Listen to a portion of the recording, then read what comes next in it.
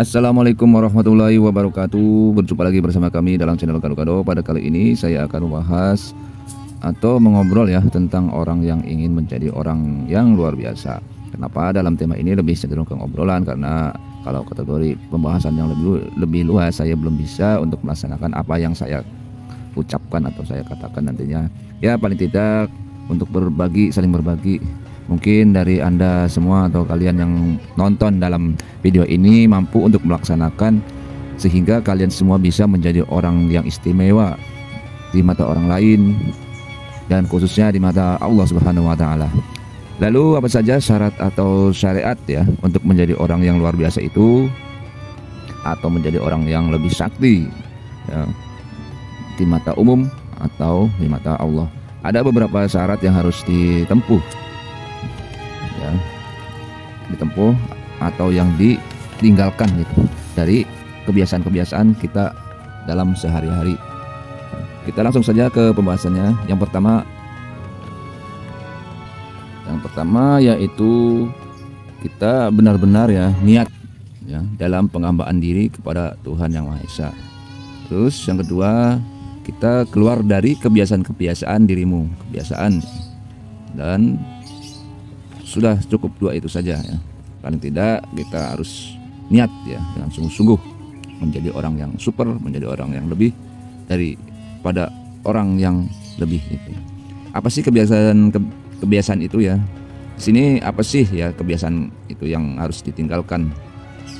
Nah, kategori kebiasaan itu yaitu ya, adalah yang dilakukan terbiasa, kita sudah terbiasa dalam hal itu, dalam kebiasaan kita yang dilakukan berulang-ulang. Misalnya kebiasaan yang dilakukan berulang-ulang yang sudah biasa sehingga kebiasaan kita ini sulit untuk meninggalkannya gitu, sulit untuk kita tinggalkan. Nah, itu yang kita harus tinggalkan, baik yang bersifat fisik maupun yang bersifat metafisik. Nah, jadi kebiasaan itu ada dua, yang bersifat fisik dan yang bersifat metafisik. Yang bersifat jasmani dan bersifat rohani ya, maknawi kalau menurut agama Islam.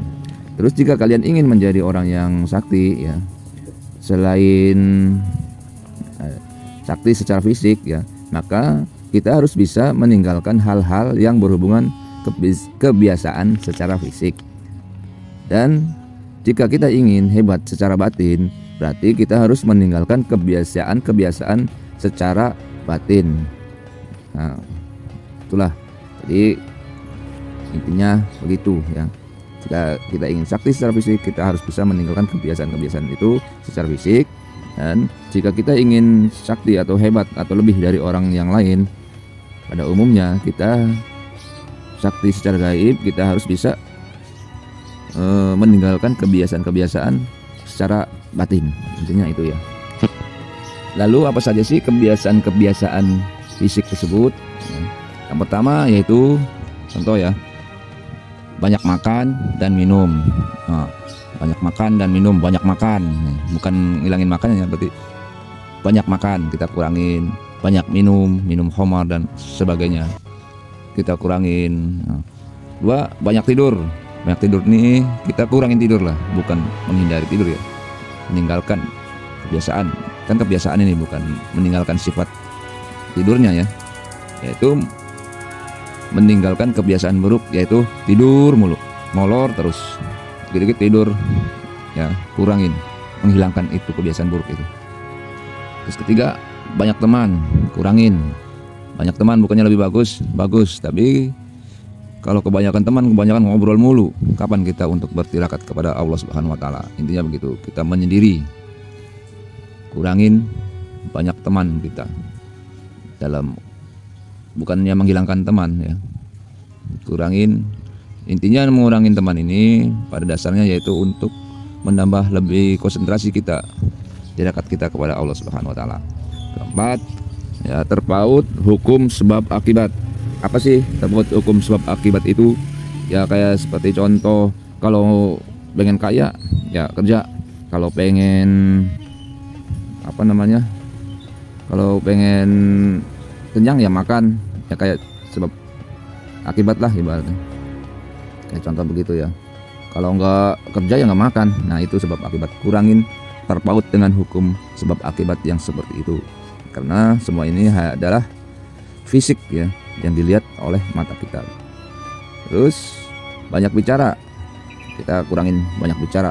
Ngobrol sana, ngobrol sini. Yang tidak karuan, kurangin banyak bicara. Nah yang bertautnya tadi kepada yang banyak teman ini nantinya banyak bicara. Banyak ngobrol, banyak bicara, sehingga energi kita yang di mulut kita ini terkuras habis karena banyak bicara ya. Kurangin. Terus banyak pertengkaran, konflik, bertengkar dikit-dikit, berantem dikit-dikit, ribut dikit-dikit, marah. Nah itu nggak boleh, kita harus tinggalkan. Terus ketujuh, tenggelam dalam ibadah fisik. Nah tenggelam dalam ibadah fisik itu maksudnya apa?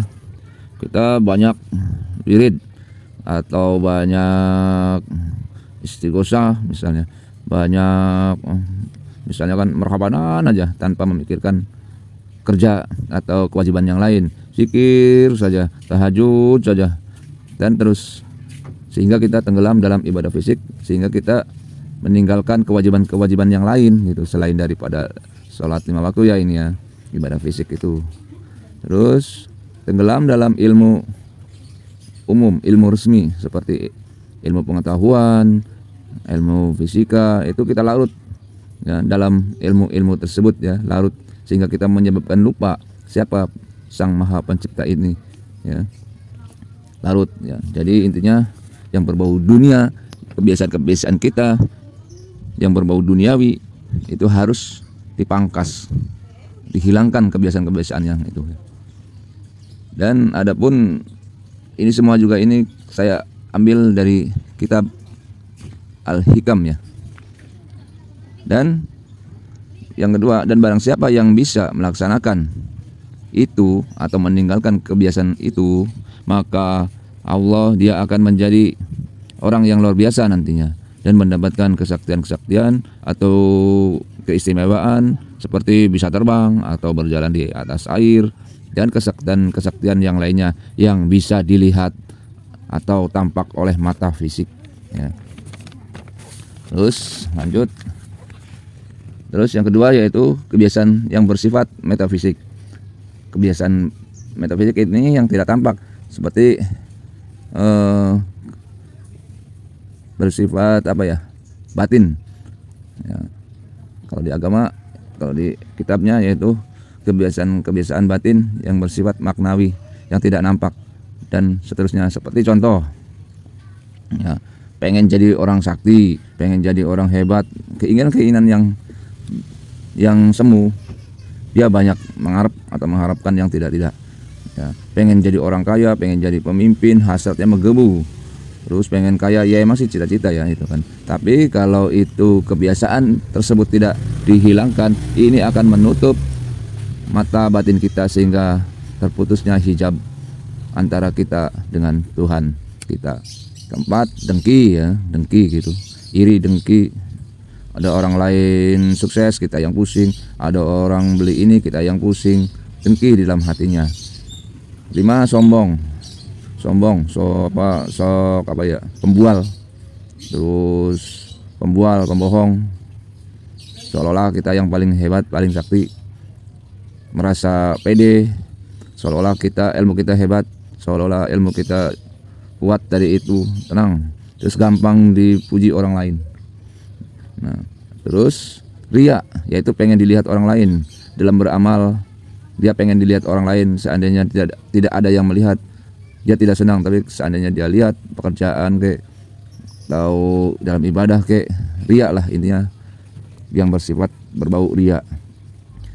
Nah, dan barang siapa yang bisa meninggalkan kebiasaan-kebiasaan batin tersebut, semua yang di atas tadi ya, maka dia akan menjadi seorang yang naik level, yang lebih tinggi lagi dari level manusia pada umumnya, menjadi naik tingkat ke tingkat atau ke level atau ke makom ihsan kalau dalam agama Islam ya.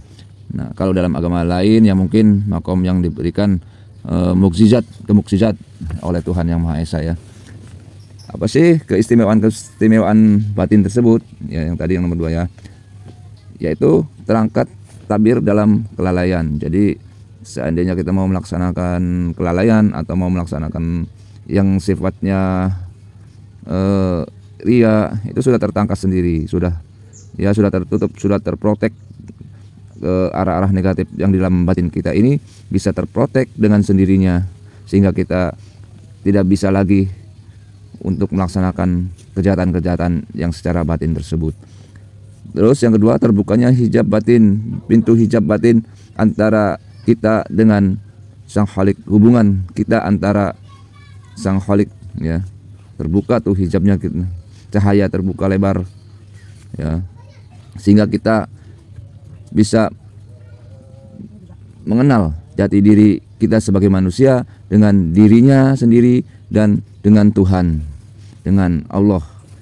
Nah, jadi nanti kita peka terhadap apa yang diberikan Allah, sehingga kita mengenal jati diri kita, mengenal Tuhan kita, dan mengenal siapa lingkungan kita, sehingga kita bisa membaca alam dengan basirohnya Allah Subhanahu wa Ta'ala. Jadi pada intinya, barang siapa yang bisa meninggalkan kebiasaan-kebiasaan fisik, maka yang didapat kesaktian-kesaktian atau kehebatan fisik saja, tidak termasuk kehebatan batin, ya. Dan barang siapa yang meninggalkan kebiasaan-kebiasaan batin, maka ia mempunyai kehebatan batin yang luar biasa. Ya, itu saja yang bisa saya sampaikan, dan dari pembahasan di atas tentunya kami merujuk pada kitab agama Islam dan dari beberapa sumber lainnya, dan dari pengalaman orang yang sudah melakukan tirakat tersebut dan sebagainya, ya. Dan jika banyak kekurangan dan kesalahan dan perbedaan, kami mohon maaf yang seluas-luasnya. Apabila dalam tata bicara kami masih belepotan, harap maklum. Kami mohon maaf ya seluas-luasnya. Wabillahi taufik wal hidayah. Wassalamualaikum warahmatullahi wabarakatuh.